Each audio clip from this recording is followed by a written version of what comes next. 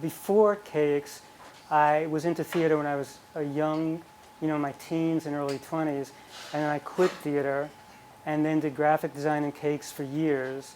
And then when I was 47, I went back to grad school and got back into theater. So cakes was sort of like the core, it was in between like theater, and it informed so much of what I do in theater. Today it's going to be a presentation of a lot of slides. And some I'll go through really quickly, especially some that I don't want you to look at too much. So last night I was thinking, about talking today, and what I thought is, why would a grown man love making cakes? The first motivation, since I was a kid, it was really hard to resist sugar. The second motivation, it keeps my focus on sugar, not on politics. And I saw this article, which is really frightening, but that is not me. The third motivation is when I make cakes for clients, they love me. And the fact is that there is something actually really important to this. Like when I give a cake to a client, when they buy it or when I give it, it is a connection because it's really important to me. I always made my cake life so that it sort of wouldn't become too successful, because then I wouldn't be able to do the things that I wanted to do. Second, next motivation, people really love taking any pictures of you when you make a cake. And the last motivation, cakes are a real money maker, and this is how we'll explain it. The cost of a 9-inch cake: sugar 40 cents, flour 32 cents, butter 60 cents, eggs 47 cents, chocolate $1.27, heavy cream 88 cents, almond extract 7 cents. The total ingredient cost is $4.01, and I charge $75 for the cake. So $70.99 is the PSF, the profit so far. Then a few more charges. Gas and electric is $1.58. So the $70.99 PSF minus $1.58 equals $69.41 PAU, which is the, what is it? Profit après utilities. Thank you. So then there's some labor involved, right, in making a cake. So the hours spent baking, maybe 3 hours. The hours spent decorating, 3 hours. The hours spent packing and delivering, 2 hours. That's 8 hours. And then one last thing, the hours spent developing the decorating techniques is 624 1/3 hours. The 624 1/3 plus 8 equals 632 1/3. And this is the THS, the total hours spent, 633, rounded off. So the 69.41 PAU, profit by utilities, divided by the 633 hours, means I make about 11 cents an hour. That's the MMP, the money-making profit. Cakes are a real money maker. I'd like to tell you a little bit about my history. This is my mother and father, who got married in the 40s. This is me. I know. Except my mother always told me that I was really an ugly infant, and that one time a friend came over to the carriage when I was really just born, and the friend looked in the carriage and then looked up and said, "What a beautiful carriage."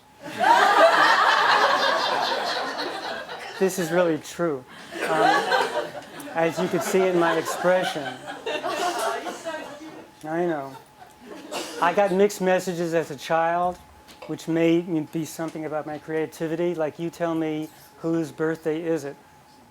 That is my sister, and that is myself. This is my mother and my uncle, who are twins. So it's they were born in 1917 here. They're 2.5 years old. That's my Uncle Mo on the left. And that's Uncle Mo.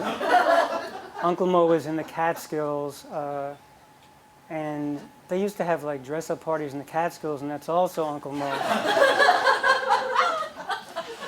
This is my sister on the left, and the Catskills also at a party, and that's me on the right. And you tell me who looks more comfortable in a dress.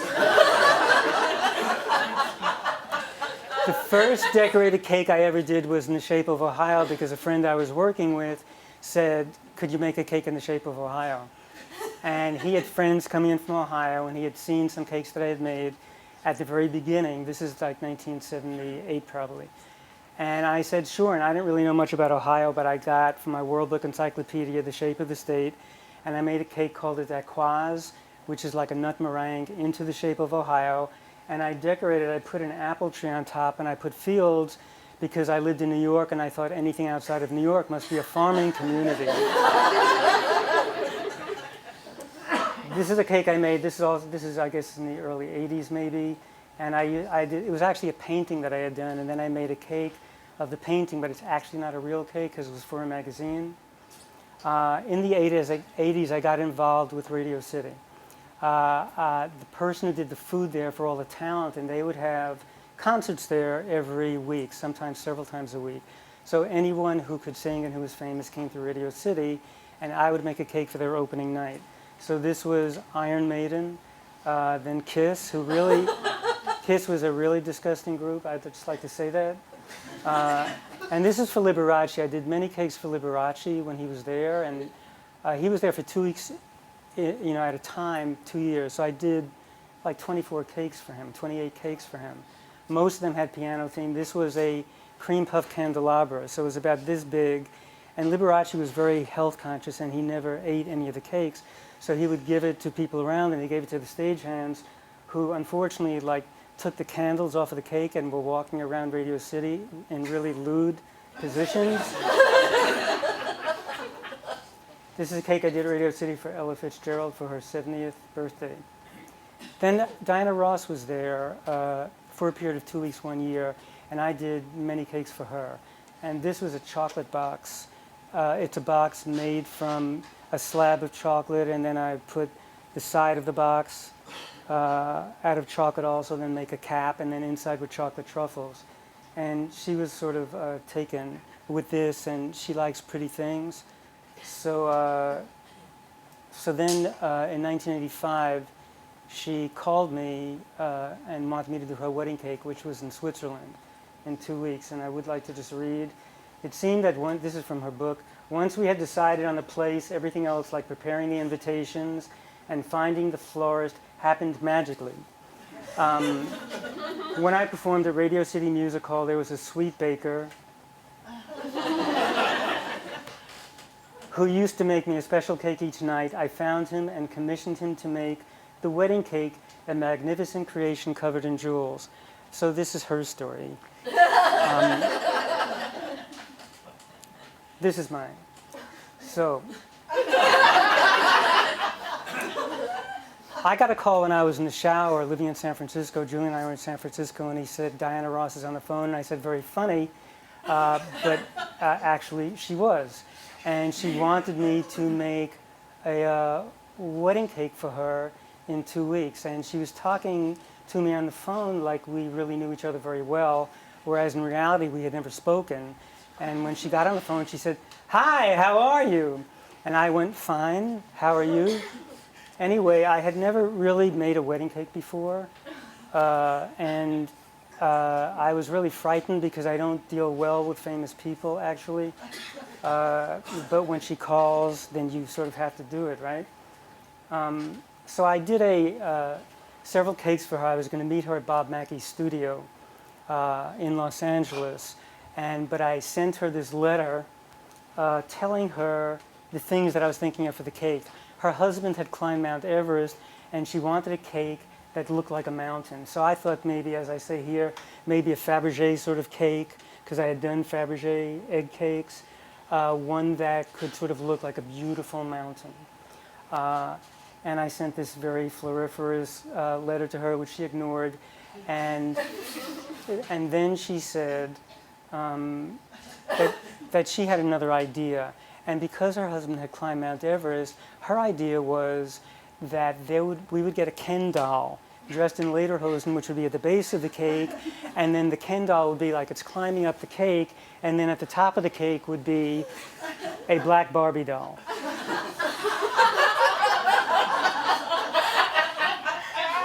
And I didn't really think it was a good idea either, but you don't really say that to Diana Ross, right? So then I just have to make sure I am. So then, okay. We went to, I met her in Bob Mackey's studio, and we were talking about different ideas. And by the way, she was in her wedding dress, trying it on there. I was trying to impress. Anyway, she turns around to Bob, and she says, "Bob, like, what do you think?" And because we were talking about the mountain, and Bob like takes a pencil, and do you all know Bob Mackey, by the way? I'm so sorry. Bob Mackey was the person who did all of Carol Burnett's costumes for her show, and Cher, and everybody else. In fact, in Bob Mackey's studio, there's a big poster up, and Cher was wearing like hardly anything, and she was like this, like that, and she wrote on it. She wrote on the poster, "Bob, nice ass, huh?" So that was Bob Mackey, and Bob took a pencil and he went like that, and he drew a quick sketch of like what the Tower of Babel looks like. And she said, "Oh, Bob, how fabulous!" And she turned to me, and I said, "How fabulous!" And this was Thursday in LA, and I was scheduled to go to Switzerland on Saturday, 2 days after, and I had never made a wedding cake before. So I went to Switzerland, and on the plane, my friend who was going to do the fabrics for the wedding gave me a Valium. And I realized after that I should have saved it. I thought that I would just make this fabulous cake because I was so used to making, sort of fabulous cakes. And Switzerland like really posed a few challenges to me. One is that the Swiss people hated me. Is anybody here Swiss? They're terrible people. It was the second best hotel in Europe, the Beau Rivage Hotel, and I just thought they would like me because I'm nice. And they really resented the fact that American was brought in to do what they could do better. And there were points during this trip, I was there for 2 weeks, that I tended to agree. I forgot about some scientific principles. I thought that I would do make a lot of cake, because she wanted a 4-foot-high cake, like Babel. And I would do cake filling, cake filling, cake filling, cake filling. And then when it's 4 feet high, sculpt it out. Does anybody here make wedding cakes? All right, so already you know there's a problem, right? I forgot about gravity. So when the cake was this high, it started caving in, and all the filling started oozing out of the side. And I ran over to a roll of wax paper. They had a huge roll of wax paper. And I took this wax paper and wrapped it around the cake and stapled it together. And I went into the walk-in freezer, and I started crying because I didn't know what to do. Because here she had flown me to Europe, and I was a loser. The cake was oozing totally out of the side of the cake, and the Swiss chefs were standing by like this, just looking at me. And a lot of you don't know me, but those of you who do know that I have severe fear of people looking at me, being judged, performance anxiety, you name it. And I was crying. And I was sitting in the freezer, which is large, it's a room, right?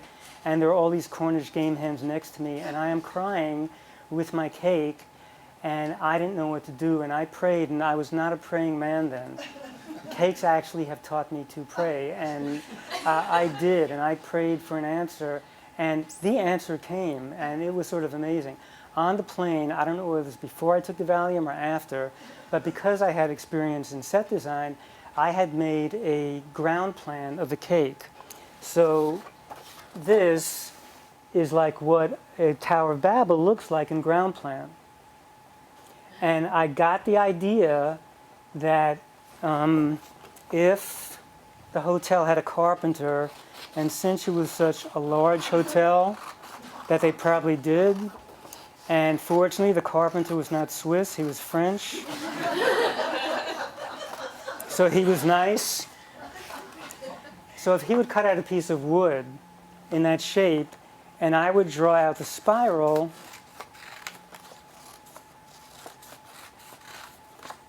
This is fascinating, right? Watching me cut. I do love cutting with scissors. There's just something about it that makes me feel comfortable. I went to a student yesterday and asked her if I could cut her hair.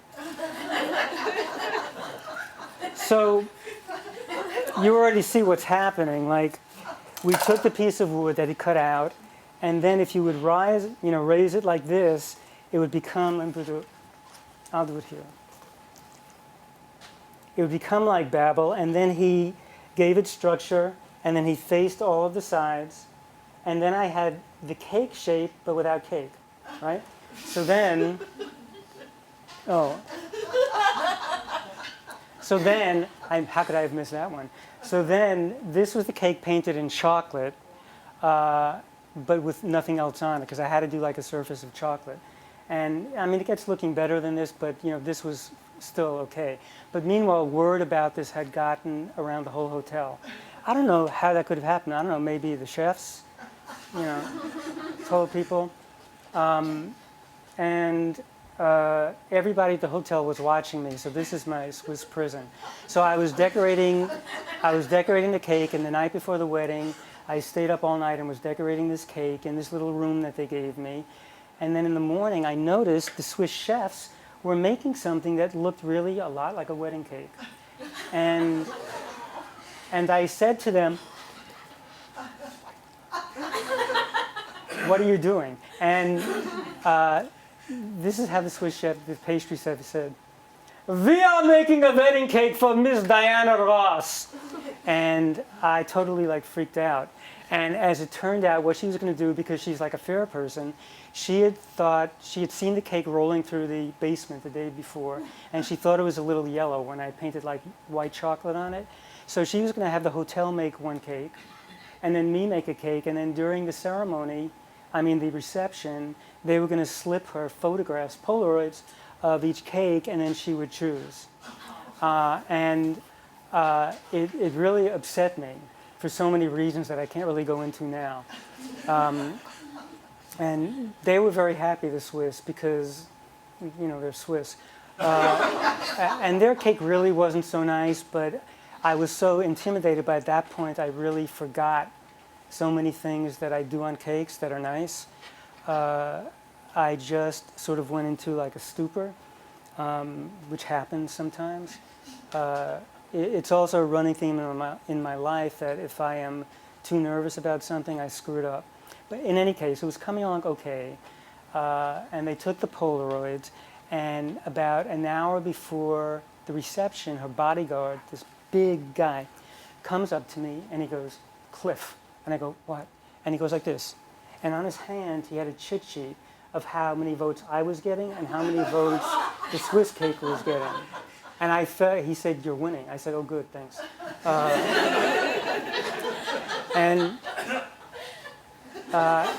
I felt like this was a contest between America and Switzerland. And at that point, I really wanted America to win. And I did win. And that was the cake. Okay, not too long. And I did need a good deal of therapy after that experience. And actually, not in fun, the truth is that for a year I couldn't talk about it. And then a year later, my cousin asked me how the cake went. And I wrote like a 24-page story about it.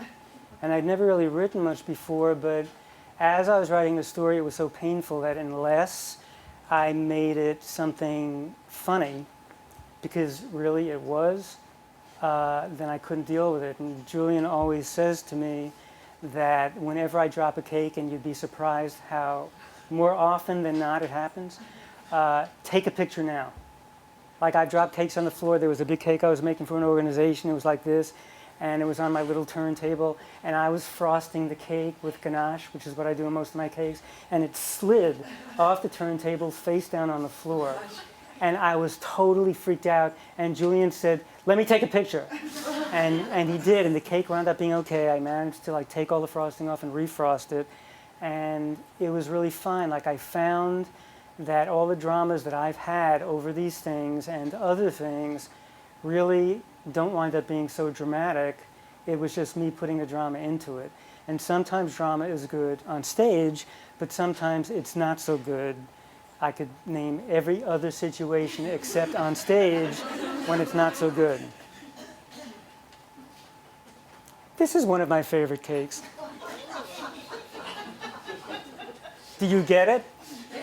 Oh, good, okay. This is for a gallery that had a cup show. So artists would make, bless you, physical cups, like pottery cups, things like that, ceramic cups, and then I did this. I was asked by somebody, I forget who the contact was, to make a cake for a CD album cover, and it was for Marilyn Horne on her album of Rossini songs. And she was a very gracious, wonderful, famous opera star, and it was very exciting, and she let me do a CD cover of my own in front of the cake too. Years later, when Julie and I lived in Santa Fe, friends of hers who were getting a wedding cake for their daughter, actually, it was the weekend that Marilyn Horne was giving a concert in Santa Fe, and we were talking about something, and I said, God, I wish I can go to that concert, and because I once did a cake for her, and they said, you did a cake for Jackie? And I said, no, it's Marilyn Horne. And they said, Jackie, and I said, no, it's Marilyn Horne. And they said, her friends call her Jackie. And I said, oh, okay. And they were very good friends of hers, and they ordered a cake for her while they were there, a surprise to her, which was a cake of her face instead of Rossini's face, but it was like Rossini's cake anyway. All right, so this is my crying cake and my praying cake. You know, I cry over several cakes, as you can tell, and it was for a place in Santa Fe that I really wanted to get their business, and they could provide me with a lot of business, and I really wanted it, and I was going to do something fabulous for Valentine's Day, and I said I would paint these cabbage roses on the cake, and I spent hours and hours and hours and hours, and I think I was just so intimidated I could not paint anything. And finally, it was like 2 hours before I had to deliver it, I like started crying. And I remember as if it was like yesterday, and the cake was on the table, and I was just crying. I said, please, please, but I was really crying, please help me. And as I said, I wasn't really ever much of a praying person, except for these few extreme circumstances. And all I know is that I opened up my eyes, I picked out the brush, and in an hour it was painted. So that's all I know. All right. Let me read. I will tell you this is my worst cake.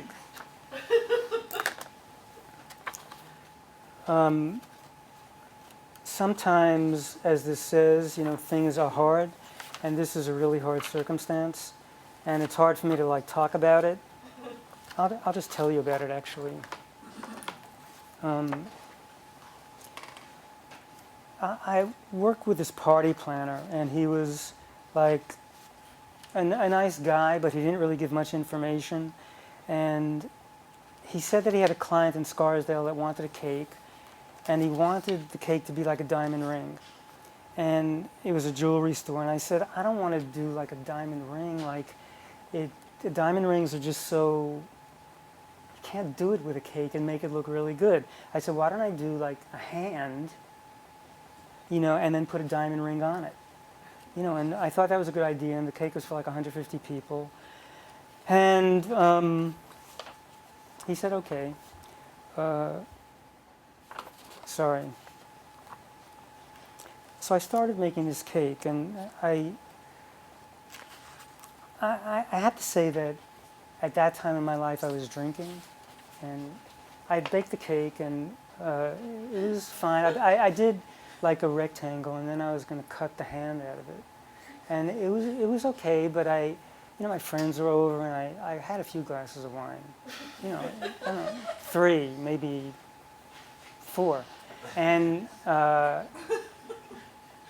they were having a good time, and I was having a good time, and I was cutting the thing out, and they started laughing, because they were drinking too much too, and they said, that hand doesn't look so good, and I got really angry because, when a hand is little and it doesn't look good, it's okay. But if a hand is big and it doesn't look good, then it's really bad.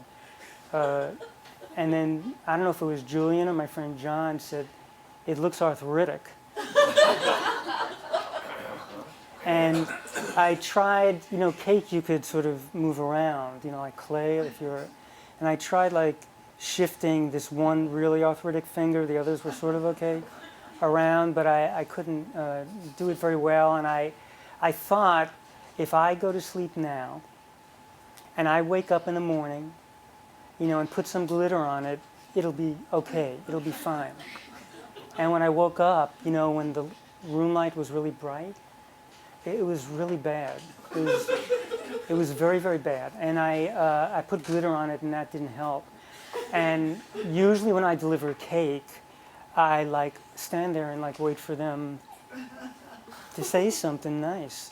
And I brought this cake to somebody's house in Manhattan, and they were going to bring it up to Scarsdale. And I handed her the cake, and I said, "See you, bye."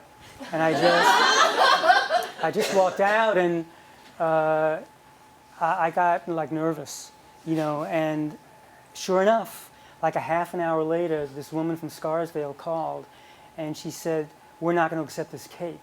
And he had never told her, first of all, that it was going to be, not just a diamond ring. So I thought that was it. And she went through all these things. It was supposed to be a diamond ring, blah, blah, blah. And she said, "And this hand. And then she said, "It looks positively arthritic." And I wanted to point out that it was really just the one finger. But I didn't. And I just want to read to you from my book. "Now, the truth is, I never laid eyes on that cake again. I never found out whether anyone ate it or, for that matter, even saw it. For all I know, it could still be in the trunk of that car in Scarsdale, getting like us all, gray and crusty with age. But I'll tell you this. Some nights when I'm walking down a dark street alone and there's no one else around, sometimes, with my peripheral vision, I think I see something following me. Something big and in pain and wearing a really large diamond ring." Oh, God. Was that on there for all that time? Oh, no! You have seen that picture more than anybody on earth. How long has it been on? Just beat me. You should have said something. All right. I'm gonna zip through this. The Diana Ross cake, client in 5 towns in Long Island, which is all wealthy people live, wanted a cake for their anniversary, 50th anniversary, that was like the Diana Ross cake, but bigger. Because they were Jewish, and Jewish people always want things bigger. Is anybody here Jewish? Yeah, so right? Bigger is the thing. So for that cake, I did my ground plan on the computer, and I made a sketch. And the thing is that the cake was going to be so large. They wanted it 7 feet high. And the cake was going to be so large that they wanted me to make it in their pool house, to put it together in the pool house. And then they wanted me to transport the cake to the event the next morning, because I was going to be working all night on this big cake. And it wouldn't fit inside the doors of the catering place or outside the doors of the pool house. So the way it was constructed was that it would be a form built by a carpenter, just like in Switzerland, except it would split in half. So that I would decorate this side of the cake and that side of the cake. It would be split, and then we would put it on a flatbed truck the morning of the event, and then take it to the catering place, put it together, and then then put the cake on the runway, right? So the cake in both cases, the cake was put on the runway, where all the people who can't speak the same language are and babble. So everything was like planned out, and the Rockettes were entertainment at the wedding. I was getting at the anniversary. I was getting paid $10,000 for the cake. They were getting paid $80,000. That's like 8 cakes. Peter Allen was the main event, and he was getting paid $150,000, which is 15 cakes. This is the cake the night before. it's everything but cake in two separate parts. This is their pool house. This is after it's been loaded into the catering place, and the cake is what's chocolate there, and then I'm putting like white chocolate on top of that, so the whole thing looks sort of off-white. Then there were all of these portraits done on discs of chocolate on the outside of the cake that were the story of their life. There they are. So they're all painted on chocolate. It was her children, her husband, when they met, when the children were bar mitzvahed, all of that. And they had me stand at the party. This is like $1 million party. At the party, between the coat room and the event, itself, the reception room. So it was the coat room, me and the cake, and then when you go into the reception. So that when people were like taking off their coat, they would walk by and they would say, "Wow, is that a cake?" And then I would say, "Yes, that is a cake."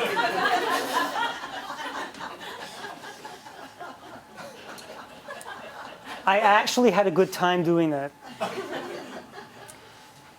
Before the party, the woman whose 50th anniversary it was came over to me and she said, "I have your money." Because when Jewish people talk about money, they whisper. And I said, "Okay." And she hands me an envelope, and the envelope is really thick. They had paid me maybe like $2,000 down, $2,000 I think. So there was $8,000 I realized in this envelope because it was so thick. And I'm looking at it, because I don't usually get paid, in cash like that. And she says, "Count it." And there were all these people around. I wasn't going to whip out like $8,000 and count it. And she understood my dilemma. And she said, "Go to the bathroom and count it." So I did. And it was $8,000. At the end of the party, in order to get the cake out of the party, I had to disassemble the cake. So I took all the paintings on chocolate off and gave it to them. In fact, they wanted the cake cut up to take home. These are people who own a pharmacy company. It's like they own Squibb or something, but they wanted the cake because you don't want to lose anything that you paid for. Part of my heritage. The next morning, I went back to see the cake out by the dumpster, and it was the weirdest thing because there seemed to be activity around it. And we pulled up closer with a car, and the whole cake was covered with bees. But I felt at least somebody was eating it because at a Jewish affair, there's something called a Viennese table, and it may be at non-Jewish affairs too. But a Jewish affair is a Viennese table. What do you say? It's like as much cake as possible. You have any kind of cookie that's ever made, any kind of cake that's ever made, anything you could put on that table which is big to impress everybody. So if there were 100 people at the affair, then there's 100 cakes. So everybody gets their own cake. So they didn't need cake. Nobody probably ate much cake. But so there was really not very much of this cake eaten, so I was really glad the bees were eating it. I show this picture of Australian Aborigines, this on a very serious note. Back in the 80s, Julian was reading this book, and that was before I got into reading again. I didn't read for many, many years, so Julian would read to me from books. And the book was by Marlo Morgan. And she wrote a book about ostensibly having a walkabout with Australian Aborigines. And she said in the book that their idea of art is that they'll be walking along and they'll take a stick and they'll make a drawing, in the dirt, in the sand. They'll make a drawing, and then when they finish the drawing, they go like this. They just get rid of the drawing. They just mess up the whole drawing, because to them, the whole purpose of doing the drawing is the process. It's not to last anything longer than that. And I find that really interesting. And it's like Buddhists do the sand paintings, I think, the same way. And it relates so much to theater in so many ways because we work so hard on putting a show together, and then it's gone. Is ephemeral the word? It's just gone. The set is certainly gone, and anything that exists then. It's not like a movie. And I've always liked that because there's something to me about things not lasting. I mean, I love Egyptian art and all of that, but there is something about the unimportance of things that's appealing to me. And sometimes I understand a little bit better, sometimes not. But I think that's why I like doing cakes, and that's why I like doing sets. I don't think I actually had a sense of humor until I started doing cakes. I think, well, actually, when I first came out, I got a sense of humor because you know how funny gay people are. But I think doing the cakes taught me so much about everything in life. I have always been afraid of any number of things, but I find that the fear sort of feeds me. You know, when I changed what I was going to do today, I just wrote out quickly that cakes had taught me about creativity and fear, which I think go hand in hand. Like sometimes the fear really fuels creativity, and sometimes it stops it. Like if I'm too afraid sometimes, I can't do anything, but sometimes it spurs me on, and it's really good. And sometimes, it's really funny, I was going to say sometimes fear makes me fearless. Sometimes when I can get out of feeling the fear, that feeling of being floating makes me not feel so bad. I guess it's sort of like they say in AA, when you let go finally, that's when you get what you need. And I think fear can be like that. At the point that you just let go of it, then you can learn about, you can accept things. You know, what feeds me. I don't think that any of our creativity just comes from us. Like I don't say where it comes from, but I just know it comes from somewhere else. I'm a big believer in physics, though I know very little about it, but I know it's sort of the basis of everything. And I know that emotions are part of physics also. Anyway, I also talked about traumatic experience in comedy because with the cakes, all these traumatic experiences turned totally into things that were funny years later. There's one story that I'm not going to tell you, and it's really funny, but you'd be mortified. So anyway. And then the difference between drama and Zen. It's really interesting because so much of the cake history had to do with drama, and all my funny stories have to do with the dramatics of a situation because I was, scared and because I thought I wasn't good enough, blah, blah, blah. Any list of things that, a lot of people in the world, my students, you feel, at least some of them. And I was talking to my students the other day about just that we can make things so dramatic, but then once we let go, we could find something else. And the most interesting thing happened. There was a writer, People magazine wanted to do an article about me, and the writer, I was living in Santa Fe then, and the guy who called me up, we were talking on the phone, and then we were going to meet and everything, and we had a long conversation when he came, and he was a writer from Albuquerque, because they didn't send me one of their New York people, and he was a very nice person. I was telling him about why I do cakes, and I said, I don't want the article to be about famous people, because for a period of 2 years I did cakes for all these famous people and Diana Ross thing. And the real story was I was always afraid, always freaked out. Sometimes things didn't work out, but mostly they were happy, but I never felt comfortable. It was never a place I wanted to be, really. And he said, if you don't talk about the famous people, I'm not going to want to do it.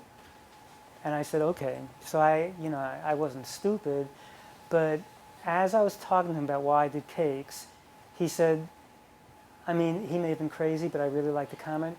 He said, that's the closest thing to Zen Buddhism I've ever heard. And I didn't know from Zen Buddhism, I just knew that when I did a cake, it was important to be of service to the person I was making it for.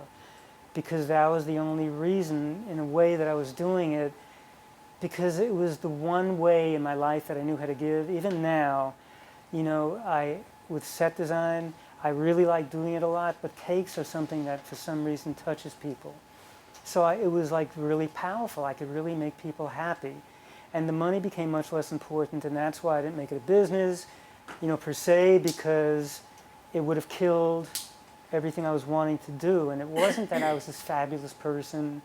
It was because I had learned at that point, certainly in Santa Fe, that when you give, you get back, which was not a concept I was raised with. I was raised with fear, I guess, and whether my mother did it or not, it's what I picked up in my growing up, because I have a tendency to blame her, you know, but I think it's just things that I picked up when I was a child from a lot of things. But then I started learning, and a lot had to do with Julian, like, because Julian was so polar, different than I was, and came from such a different background. And Julian trusted and always read good things, like self-help books and positive books. And I started realizing that, and then I went into AA.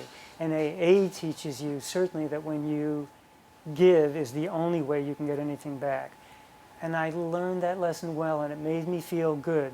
So actually, when I can give to people, and a lot of you know this, and I know a lot of you do it, so it's nothing new. I know Doug. Doug is somebody who is always giving to people, and he may not admit to it, but he's always giving to people, and a lot of you do that. And I appreciate that in the world, especially in the world is becoming something else now, I think. You know, it's getting carried away with itself. And so it's always a pleasure for me to do a cake, and I really don't care about the money anymore, because that always taints it, because I never knew what to say. Like with Diana Ross's cake, I said to my friend, what do I charge? You know, what do I charge for something like that? I said, the eggs are going to cost this much, the butter's going to, you know.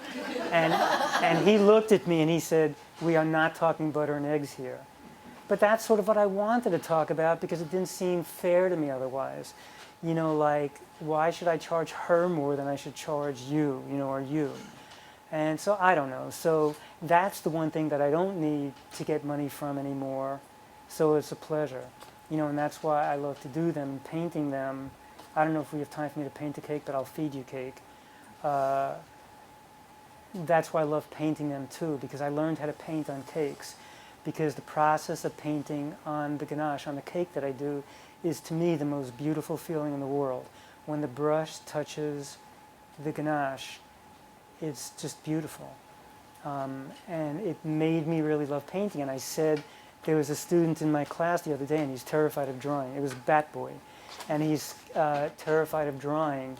And I try to, you know, make it not scary.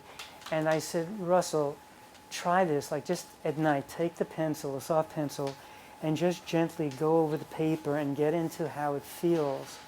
Like, how does that feeling, you know, how does it feel to you to just gently do it and not feel like you have to do anything? Like, just to experience it, because that's what painting is, that's what, you know, drawing is, and that's what anything that we do that we love, I think, is. If we love something, it's so much to do with, it's like holistic about every part of it. So that if somebody is a surgeon, the way that they operate on people, if it's not that feeling and that connection with humanity, then what's the point? You know, and I feel that way, though I'd rather have a doctor who doesn't feel about humanity rather than no doctor. You know, so anyway, we won't go there. That's all. I mean, I'm happy, you know, really happy to have done this today, because as I said, cakes always seems like not such an important thing to people. But I know in my life, just because of how I felt about them, it was everything. And it literally made everything possible. Because it made me like a really strong person on the inside to understand sometimes in my life when I'm situated. Sometimes, you know, a lot of times I'm not. But with cakes, I always am. With cakes, I could tell people, you don't want to do that. That's not going to be good. And I'm very strong about it, because I do know the answer. It's not that I'm not open to other answers, but I know when things are going to be right. And the times where I've let the other person make me go another way, it's not been successful. So anyway, thank you very much. I'm really happy to be here. Thank you. So this is just a cake that is not painted. So I'm going to try to cut it and give everybody a piece. I once did, this is what the cakes look like before I paint them. This is ganache, which is nice. Pardon my fingers. I don't get nervous about things like that. My mother once made, I gave a cake to my mother once for her birthday, and it was a little 8-inch cake. And she fed it to her senior citizens club. And I didn't know she was going to do that. I said, how many people are in the club? And she said, 50. I said, how could you cut that cake into 50 slices? She said, I cut small pieces. So I'll cut small pieces now, and if you want cake, just bring up a plate or something, or a napkin, and I'll give you cake. Thank you very much. Thank you.